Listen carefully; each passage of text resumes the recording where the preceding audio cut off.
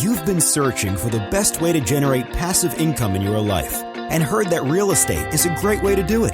But you're tired of all the so-called gurus who are all talk and no substance. Get ready to celebrate because Kevin Buck has spent 14 years successfully making it happen. This is the Real Estate Investing for Cash Flow podcast. Now, here's Kevin Buck. Hey guys, Kevin Bupp here, and I want to welcome you to another episode of the Real Estate Investing for Cash Flow podcast. Our mission is to help you build and maintain massive amounts of cash flow through income-producing real estate investments.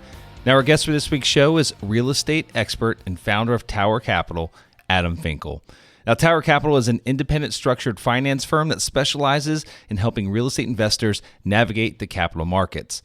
Through a strategic team approach, Tower Capital streamlines the financing process to obtain the best solutions for their clients in the most time-effective and least costly manner possible. Now, prior to founding Tower Capital, Adam served as vice president at Johnson Capital, one of the country's top real estate capital advisory firms with 20 locations nationwide. There he was involved in the successful placement of over $360 million in bridge and permanent structured financing on behalf of commercial real estate investors and property owners throughout North America. Now, prior to Johnson Capital, Adam held a few other key roles in different firms and was directly party to more than 300 commercial real estate transactions, including office, industrial, and retail properties.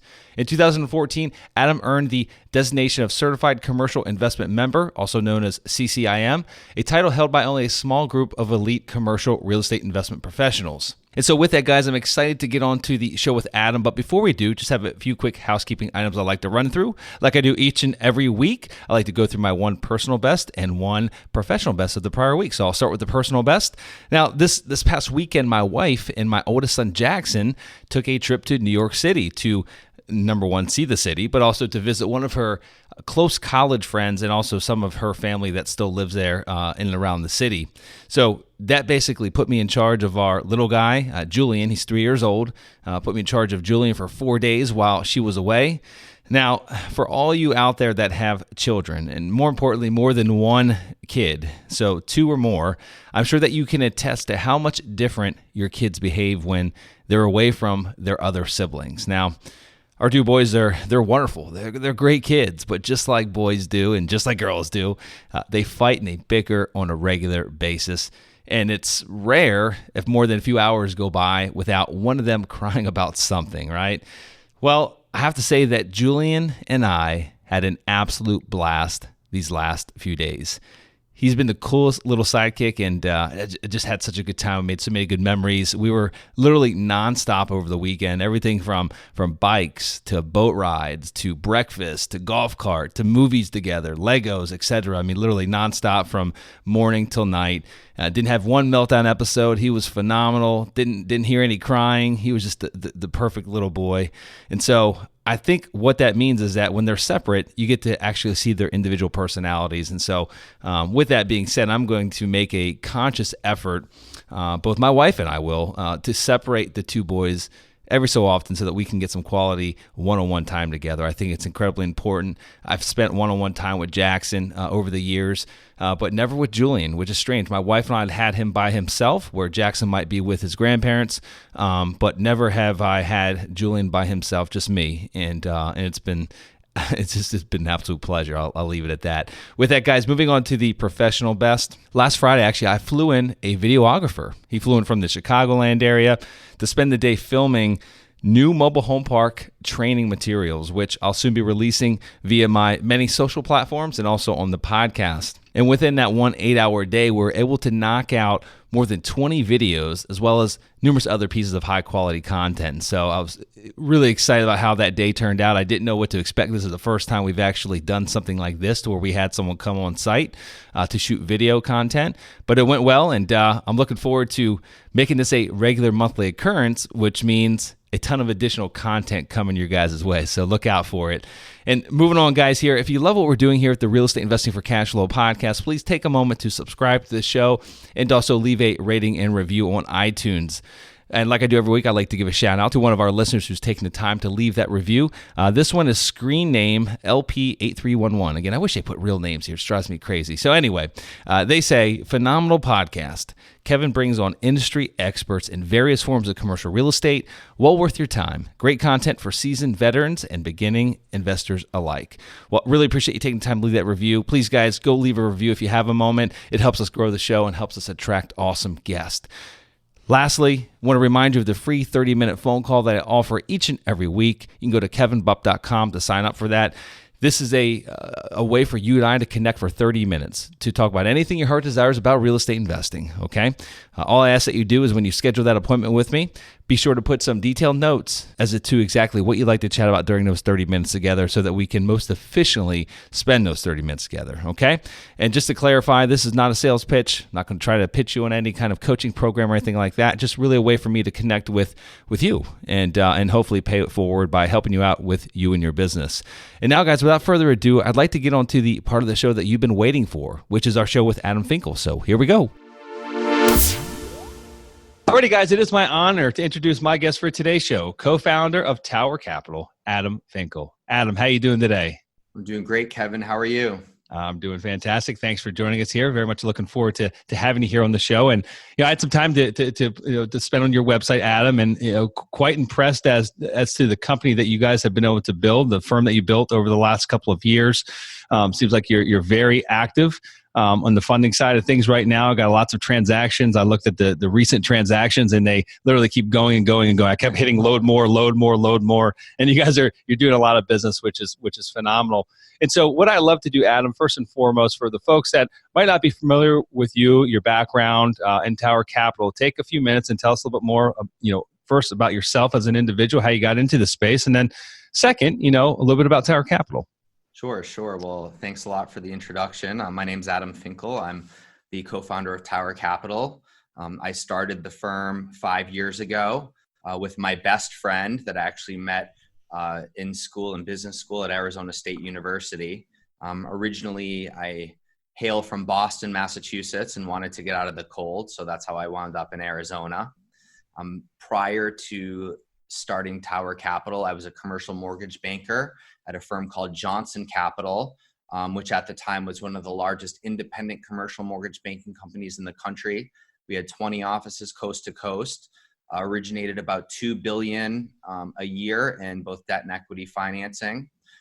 I was one of 4 originators out of our Phoenix office, which was one of the more prolific offices in the company. And then at the end of 2014, they were acquired by a large public company based out of Bethesda, Maryland, called Walker & Dunlap, which is a Fannie Mae and Freddie Mac lender. They specialize in multifamily. And so Walker & Dunlap acquired Johnson, and basically I had a few different opportunities on the table, and the stars aligned for me to start Tower Capital. So, we really saw a need for an independent commercial real estate finance advisory firm. Currently, the trend has really been in a lot of companies combining. They want to be able to offer all of the different services. They want to do debt, equity, they want to do leasing, investment sales, property management. And oftentimes, they're kind of pushing a lot of these ancillary products onto folks. And, our main focus is finding our clients the best source of financing, the best capital to meet their investment goals and objectives. So that's our sole focus and that's our niche. And, fortunately, we've been very successful with that, and it's been very well received by our clients. Yeah, fantastic. So 5 years ago, you shared the transition there, and obviously you saw an opportunity or a void in the current marketplace to where you guys could maybe get your foothold. But I'd love to hear from your perspective, what that first year, the first 2 years look like as far as gaining traction. Because again, you guys, it seems like you've done a lot in a very short period of time, and it doesn't happen overnight. It doesn't come easily. So how did you guys, maybe some of the key aspects behind how you were able to gain so much traction so quickly? Sure. Yeah. Thank you. It's definitely been a journey, starting your own business. I'm an entrepreneur and, didn't really know what I was getting into, but I think, starting the firm with my best friend who I'd known for, 15 years certainly helped with that. I don't think I could have done it without having someone else with me. Originally when we first started the company, to be honest, we weren't really sure what we were going to be. We weren't really sure what our identity was going to be. Mm-hmm. My partner, Kyle, he came out of the private money world. So he was running a private money debt fund. While I was at Johnson Capital, I was working with more, institutional lenders and, so sort of different sides of the spectrum. And, we weren't sure if we were going to be a private money lender or kind of what. And, as I transitioned out of Johnson Capital and a short stint at Walker and Dunlap when they were acquired, I still had deals going on. I still had my clients. Kyle had, his contacts.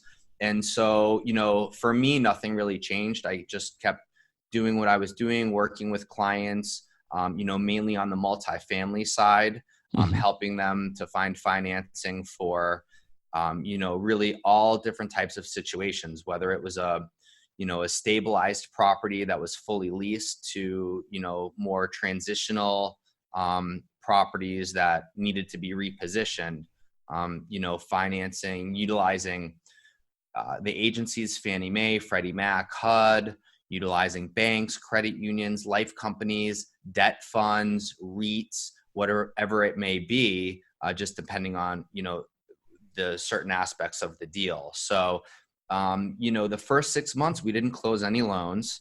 And I remember, starting to think, oh gosh, I don't know if this was a good idea. What did we get ourselves into type of thing? And eating ramen noodles and right. Yeah, exactly. Both our wives were like, what's going on here, fellas? But, without risk, I guess there's no reward in life, right? Whether it's investing or anything else. So, June 30th, 2015 was when we closed our first deal. And, closed a few deals right around that time. And, we were just a couple of guys hitting the streets, trying to pick up business and, really gain some traction and gain a name for ourselves. And every year we've, done a little bit more and created some more market share, and we've grown the team. Really kind of in 2017 was sort of a turning point where we went from, a couple of guys, basically out hitting the streets, brokering loans under the name Tower Capital, to really stepping up our game and focusing on the business and growing the business. Mm-hmm. And what that entailed was hiring people to help us so that we weren't wearing all of the hats. And mm-hmm. so that we could really focus on doing what we did best, which was go out and produce and bring in business. So, one of the first hires that we made was a full-time transaction manager, who's amazing. And really, what I tell people is I can go out and, source the best financing or the best terms in the marketplace. And, a lot of people can do what I do. Some of these things are no secret. I have, friendly competitors in my own market, and we know who all the same sources are, and we're active. And, but the thing is, once you sign up a deal, there's a whole process that has to still be completed. And so, having a transaction manager that's very focused, that's organized, keeping track of everything, keeping track of all the critical dates, all the due diligence, mm-hmm. All the way through to close, and being very proactive is extremely important. So, that really adds to the surety of execution. And really that's what we hang our hat on, is surety of execution. I'm a small firm. Our firm currently consists of 8 people, mm-hmm. 5 originators and 3 support staff. And, I go up against all the big, national and international companies. And, the way that we win business is by executing for people and getting the word out and, having that recognition in the marketplace. So, that's what we really focus on. And, from start to finish, it's all about surety of execution and, providing the best results for the client. Yeah, no, that's all fantastic. Speaking to the transaction manager, I'd have to say that, you know, we're on the investment side. It's probably one of the most important cogs in our business is that individual. She goes by the name of Kim, and she's wonderful. She's not just the transaction manager, coordinator, whatever you want to label her, but I always like to call her the, you know, somewhat of the glue of the inner workings of the company, because she basically brings it all together. She takes all the activities from the front side of the business that are very, you know, forward facing. And makes them, actually pulls them all together, puts all the pieces of the puzzle together, and actually finishes it with a, you know, completed product on the backside, right? She's like the assembly line in the middle. And, Yeah, and if you didn't have the I hear what assembly you're line to saying put it about the together, glue and doesn't everything. matter, right? Yeah, I mean, sometimes, I mean, by the end of the deal, it's like, who's Adam, you know? And my Yeah. her name is Donna, and we've since hired another woman, Lucy, who's amazing as well. But, you know, at the end of the deal, sometimes it's like, who's Adam? And, you know, all they're talking about is how great Donna was, which I love. Yeah. That's Yeah. fantastic. Yep. So. Absolutely. So I want to back up a little bit to, you know, to that first year. And, you know, just the vision you and your partner had, right? I mean, you obviously had a shared vision of what this could be, even though your wives thought you were crazy, and 6 months in, they were probably ready to wring your necks because you weren't, bringing home big fat paychecks as you'd probably, not promised, but just basically alluded to. This is what's going to happen, ladies. Let us do our thing. You ultimately have gotten there, but as far as getting everyone else on the bus, right, getting them on board with that vision, the two of you were there. Tell me about the secret sauce, and how you got the other. I think you said, is it 5 originators total? So 2 you guys, and then 3 others, Correct. And then you've got 3 support staff. Correct. How'd you get those other folks, the other 6 people, truly on board and rowing in the same direction? That's tough to do when it's really just a dream. When they have other options, they've got options to go to some of the bigger outfits, which, to some might mean more stability, right? To go an outfit that's been around for 10, 15, 20 years, that's got a little bit more of an infrastructure in place that isn't really still categorized as a startup per se. So I'd love to hear from you how you guys were able to accomplish that. I would say fortitude and luck. Mm-hmm. And look, we've brought on people that are no longer with us because they weren't a good fit or for whatever reason. So, we've certainly made some mistakes, but, we've been very lucky with the team that we currently have. And, it's challenging. That's been the most challenging thing of running any kind of business is, finding good employees, finding people that, believe in what we're doing and believe in the mission and, fit into the company culture. And, that has certainly been challenging. So, again, fortitude and luck, I think we're very lucky to have the people that we have, today. And, they really have a say in the business and in the direction of the company. And, we definitely value what everyone brings to the table, for me personally, I have more of that entrepreneurial spirit. I always worked for more small to medium independent companies where, I felt like I wasn't just a number and I had the ability to rise up through the ranks and have an impact on the direction of the company and have a voice. And, the people that are with us today, I think, value that as well. When we go into the office, I think everyone enjoys coming into the office. We enjoy being around the people that we work with. Everyone's doors are open. Everyone's doors, are unlocked. We're yelling across the hallway to each other and we're very collaborative. And, we really try to enjoy what we're doing because, life is too short, right? I mean, you can only do something that you despise for so long. So, we really try to make sure that, we're having fun and, and just keeping a really positive attitude and, things are going to be challenging, but, we're all in this together and we support each other. And, I think that goes a long way. Yeah, no, I agree with you. And, the interesting thing about a smaller operation, you guys, we've got 8 in-house staff and then we've got a lot of other folks in the field, but we're about the same as far as a corporate level. We're the same size as your company. And I will say that, over the years, one of the bigger challenges that we face is we're all about company culture. However, you wouldn't think until you're actually in the trenches. It's actually, I feel it's probably actually more difficult to create a vibrant company culture, when there's a smaller group of people, it's kind of counterintuitive thought process because you think it'd be easier with less people. However, it's everyone's involved in each other's business. I mean, like it's everyone's engaged with one another, and so any slight hiccup in like a personality trait that doesn't necessarily fit with that core group because it's so small, it completely disrupts everything. And it's really why the importance of having the right the right butts in the right seats on the bus, right? And ensuring that if you identify that it's not the right fit, if you got someone in your organization, it's not the right fit. Again, this is more important, even more important as you're smaller, is to make sure that you get them out very, very quickly so they don't completely disrupt what you've got going on. Because at this stage of the game, you guys are all wearing hats. I mean, lots of different hats. I know that you're out there originating. However, my guess would be is that you and your partner probably still do other things in the business other than just originate loans, correct? Unfortunately, yes. I wear that HR hat quite a bit. Still trying to pull it off. Haven't reached that critical mass yet. But yep, absolutely. Talk to me about your core values. I mean, we're a firm believer in core values. In fact, I remember the exercise we went through when we built them. I mean, it wasn't just sitting down for an hour. We had actually multiple different sessions. It became a little bit excessive, us really coming up with our core values, but we firmly live by them. We try to instill them in each and every one of the new hires that we make, and we ensure that they are very aware before they come on board with us of what those core values are and that they're very, very important to us and the overall culture of the company.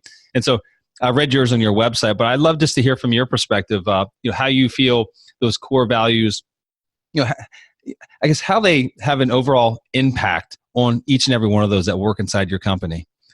Sure, absolutely. Well, first and foremost, it's the commitment to the client. I mean, everything has to be about the client and, in what's in their best interest. We're very collaborative. So we all have different areas of expertise and, say, I'm the master of multifamily in my shop. So anything existing multifamily, that's typically going to be, my realm. If we're talking about hotels and hospitality, that's going to be my partner, Kyle. And so if I bring in a hotel deal, I'm going to bring him on with me in order to give the client the most amount of expertise and the best execution. I don't need to hold it all to myself.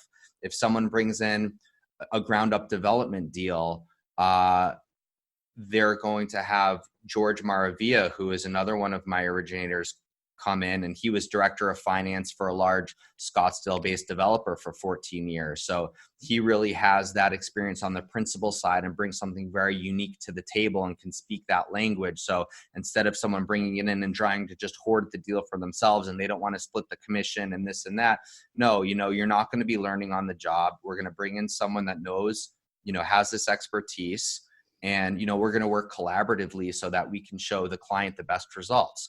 Another thing I alluded to earlier was not trying to push on all these ancillary services on to the client. We're not, doing all this fee sharing behind their back and this and that. Our sole focus is to find them the best sorts of capital for their project. And that's it. And that's our focus. Another one of our core values is strong relationships. And strong relationships is both with our clients, it's also with our capital providers, and it's also with all the vendors that we use, the title companies, the attorneys, the appraisers, the engineers. All of these people are involved in the process, and having strong relationships is extremely important. When I call up a lender, I want to make sure that they answer the phone. I want to make sure that I have good rapport with them, that, they know that when we provide a package, that it's a good, solid package coming from Tower Capital, so that they're going to spend the time to look at it. A lot of these folks, especially in today's environment where we are fortunate enough to have an incredibly strong commercial real estate market right now in just about everywhere in the country, these folks are very, very busy. They're seeing a lot of deals. There's only so much time in the day. And so, we want to make sure that we have good relationship, good rapport, so that they'll give our deals time. And then ultimately that's for the benefit of our clients. Having great relationships with the title companies. So if there's some kind of hiccup, you can lean on those people to get things done. Having great relationships with the appraisers for obvious reasons is very, very important to us. So strong relationships is incredibly important. Another one of our values is a strategic approach. And what kind of separates us from, some of our competitors is that very strategic approach of, like I said, bringing in whoever has a certain level of expertise, understanding, what are the lender's hot buttons? How should we be creating our package in such a way that, we're maybe minimizing any kind of red or orange or yellow flags that may arise, and we're accentuating, some of the more positive things that, the lenders want to see. We don't just go out and blast deals all over the place. We talk amongst ourselves when we have an opportunity. We say, okay, well, who might be the best lender for this? Who should we be talking to? What do they want to see? And we very strategically, like a sniper, go after those specific lenders. So, really kind of depending on the deal. Now, sometimes if it's a very challenging deal and we're really not sure, we may have to blast it out to 20, 30. I mean, we've sent deals out to 100 lenders at some point. But, for the most part, when I'm looking at a transaction, I'm seeing, who are the top half dozen lenders that I see that are the most active in this space, that have the best pricing, and I'm going to send it out to what I call my A team. And then depending on the feedback that I get, I'll send it out to another round of lenders, because you don't always know.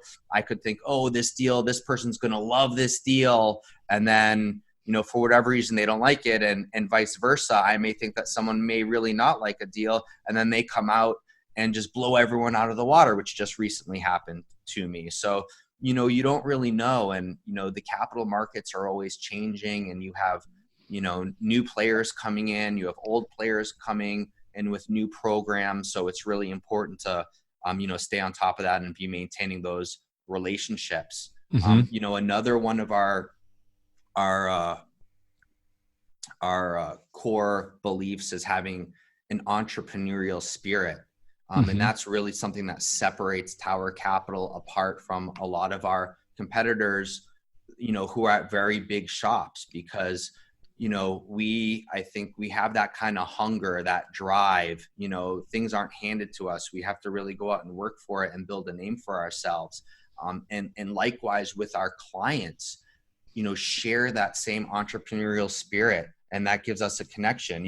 I'm not representing large institutional groups. I'm representing, typically independent investors who, are experienced with a track record, that have a portfolio of maybe a couple of properties to, several dozen properties.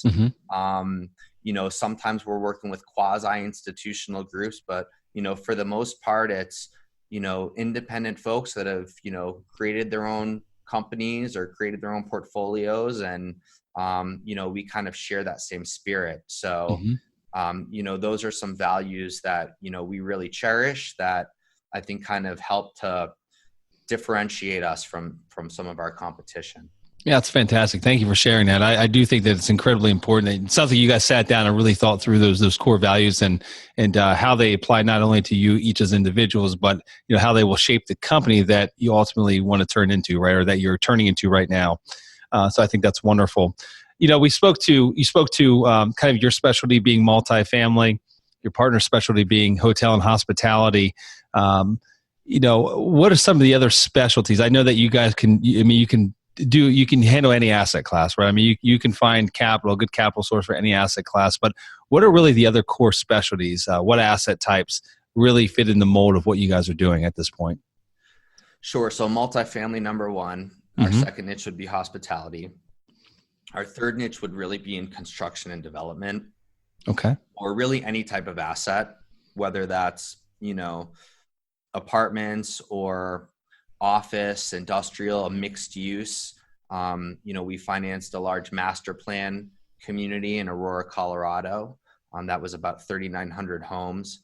And that's kind of where the expertise of my colleague George comes in. My background, I actually started in commercial real estate on the office side of the business for 8 years. I was a leasing broker in office with a little bit of retail and industrial. Some of our other guys, they just they're just kind of a jack of all trades type of thing. So, I think we understand all of the different property types and look, and sometimes we are learning, new property types. I mean, when we first started the business, neither myself or my partner had ever financed a hotel before. And an opportunity came along and, there wasn't many folks out financing hotels, and we took the bull by the horns and we executed. And then the next thing, everyone in town is sending us their hotel deals. And, now Kyle's the hotel expert in Phoenix. So, I think that we just have a very diverse commercial real estate background that allows us to be comfortable with a lot of different types of assets.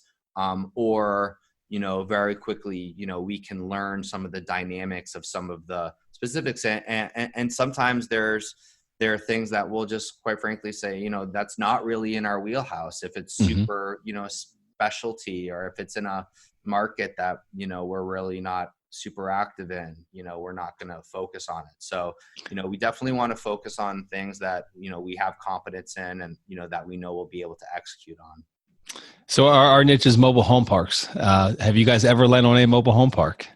I haven't. I actually had one come across my desk the other day that was very small that I actually couldn't get any traction on. But, the mobile home park space is a great space. One of my very, very good friends works for a company that, that's what they specialize in. And I would love to be doing more of that. I'd love to be investing my own cash into mobile home parks, because I think they're a great investment. And, not only for, the cash flows that they provide, but also, it can often be a great land play where, there's redevelopment opportunity down the road as well. So absolutely. I believe that, a lot of the banks and credit unions will look at those types of deals. I think the agencies will also finance mobile home parks as well. So it seems like there is, we're doing a Fannie Mae loan right now. Yeah, we're doing a Fannie Mae loan right now. I've done a number of them in the past, and Freddie's very active in the space, and multiple different CMBS lenders as well. Yeah, so it's changed. It's a world of difference than what it was 7 years ago when I first bought the very first park. Lenders are starting to be more aware of the niche, and it's not necessarily just the redheaded stepchild anymore. So, have you seen any more kind of institutional capital coming in? And a ton of it. Absolutely. A ton of it over the last 2 years, just a massive amount of it. Yes. All the, Blackstone just launched I don't want to misquote. It's either a $1 billion or a $2 billion fund just about 6 or 8 months ago for this niche, and, multiple different family office groups and, PE firms of different sizes are all diving, head deep into it, and are trying to buy up as many as possible and consolidate the space. So, Kevin, your secret's out, Kevin. I know. It's become a race over the last 2 years. It's been a little more challenging. That's okay. We've got kind of our little our structure that we have over here, and we're still buying deals and finding opportunities and underneath rocks where others aren't really looking at this point in time. So, but yeah, it's a great niche. It's a phenomenal niche. I'm glad we made our way into it. Sure. With that being said, Adam, I love to enter what I call the lightning round, and this is where I'd love to kind of work on ending out the show or rounding out the show. And these are just basically 6 very concise, short questions. I'm looking for 6 very concise, short answers. Very first one: your biggest fear. What is it? My biggest fear would be probably looking back and thinking like I didn't spend enough time with my family, or I worked too much and, didn't spend more time doing things that I enjoy. Yeah. How about one biggest regret? I wouldn't say it's a regret necessarily, but I always kind of had this burning desire to be in the military and just never did it. But I respect what those people are doing, and I think it's fantastic. And it's just something that always really interests me, that if I'd thought about a different path in life, that maybe that might have been it. I'm on the same page with you. Most influential business book? So unfortunately, I can't remember the author, but it's a book called Traction. Yeah. And I know this is kind of the lightning round, but that's really what took my company to the next level and really got us focusing on working on the business and creating systems to allow us to grow our company. And that was really transformational. And so I think that, your listeners, anyone that has a company right now, started a company, small, medium, or large, it doesn't really matter. That would be a tremendous resource. It's called Traction. Gino Wickman is the author. We actually utilize that system in our own business. So yeah, it was a game changer for sure. So I definitely can attest to that. How about outside of the daily work grind, what do you do to decompress and de-stress? Sure. I mean, really just hanging out with my family at this point. And I have 2 young children, and my son is starting to get into sports now. So that's really kind of what we're focused on. And, I'm also an avid reader. So I enjoy, both reading and listening to audio, fiction and nonfiction. I love that. Fantastic. How about the one thing that you can't live without? Ice cream at nighttime. Okay. And then what would, that's good. It's good. How about, what would your backup plan be if one day you woke up and you decided that you just really had no interest in doing what you're doing today, be it be Tower Capital? I'd probably take some time off and go travel. Okay. Fantastic. Well, Adam, this has been a lot of fun. I really appreciate you coming to the show. I mean, lots of great information, lots of golden nuggets that you've shared here along the way. And what I'd like to ask of you is if you just had one final golden nugget of advice or wisdom that may inspire and motivate our listeners here today as they progress in their real estate investing career, what would that one last golden nugget be? I hope you got one left in your pocket that you can share. I do. What I would say is, for people that are thinking about investing in real estate, just go out and do it and start small and build from there. Because some of my most successful clients who are worth hundreds of millions of dollars, they started small. They started, buying and selling single family homes or, with small apartment buildings. Sometimes people try to start and get into projects that are too big or kind of they're a little bit over their head and they have really difficult time getting traction. But if you can start small, get some under your belt, it really helps to grease the wheels and makes for a much, easier time, kind of building your portfolio and being successful in the business.